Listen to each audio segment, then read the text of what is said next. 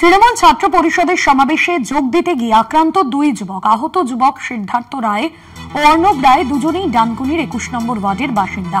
ধারালো অস্ত্র দিয়ে আঘাতের অভিযোগ সিদ্ধার্থ এবং অর্ণবকে।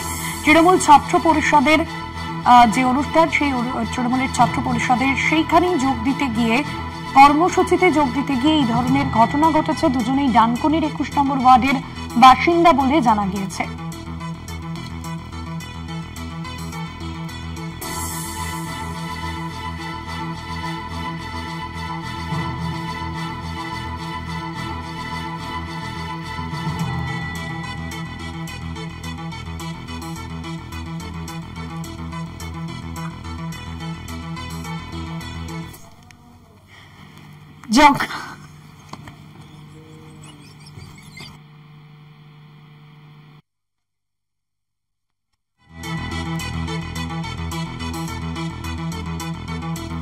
জগন্নাথ সামন্ত রয়েছেন আমাদের প্রতিনিধি ফোন লাইনে। জগন্নাথ, কিভাবে এই ঘটনা ঘটলো, কারাই বা তাকে মারধর করেছে, কি জানা যাচ্ছে?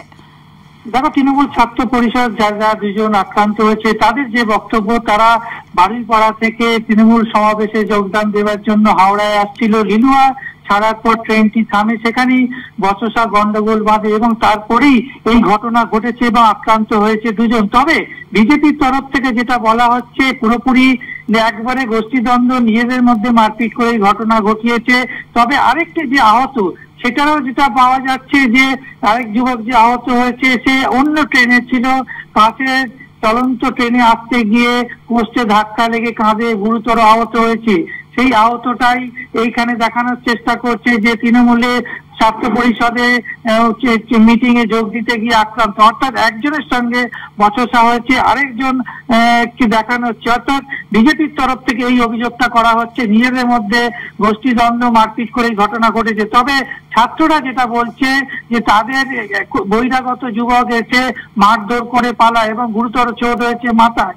কি ঘটনা পুরোপুরি তদন্ত করছে রেল পুলিশ এবং জিআরপির তরফ থেকে। তবে ঘটনাটা বারবার যেটা আমি বলছি যে দুজন ছাত্র আক্রান্ত, যেটা আমরা দেখাচ্ছি, সেটা নিয়ে দ্বন্দ্ব তৈরি হয়েছে, রাজনীতিক দ্বন্দ্ব তৈরি হয়েছে, বিতর্ক তৈরি হয়েছে। কেননা বিজেপির তরফ থেকে বারবার বলা হচ্ছে যে পুরোপুরি এই ঘটনাটা সাজানো ঘটনা, পোস্টে ধাক্কা খেয়ে একজন ছাত্র আহত হয়েছে, সেটাই মারপিটে দেখানোর চেষ্টা করছে, বিজেপির দিকে আঙুল তোলার চেষ্টা করছে। তবে একজন ছাত্র আহত হয়েছে, তার মাথায় গুরুতর চোট, সেটা কি বিষয় সেটাও খতিয়ে দেখছে রেল পুলিশ। তবে গোষ্ঠীদ্বন্দ্ব বলে বিজেপির তরফ থেকে বলা হচ্ছে, কিন্তু তৃণমূল ছাত্র পরিষদের থেকে বলা হচ্ছে যে বহিরাগত যুবক ট্রেনে উঠে তাদের উপর হামলা করেছে।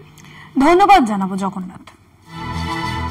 তৃণমূল ছাত্র পরিষদের সমাবেশে যোগ দিতে গিয়ে আক্রান্ত দুই যুবক এমনটাই জানা যাচ্ছে এবং আহত যুবক সিদ্ধার্থ রায় ও অর্ণব রায় ধারালো অস্ত্র দিয়ে তাদেরকে আঘাত করার অভিযোগ সামনে আসছে।